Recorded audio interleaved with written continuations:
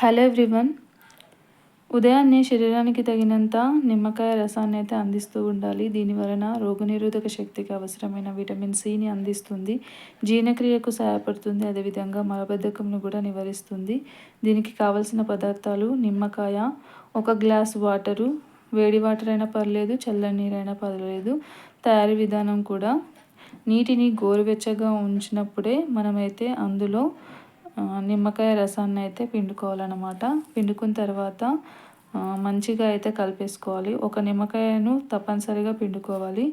So పిండుకున్న తర్వాత ఇందులోనే కొన్ని పుదీనా ఆకులను అయితే వేసుకోవచ్చు అన్నమాట. పుదీనా ఆకులను వేసుకుంటే మంచి ఫ్లేవర్ అయితే వస్తుందన్నమాట.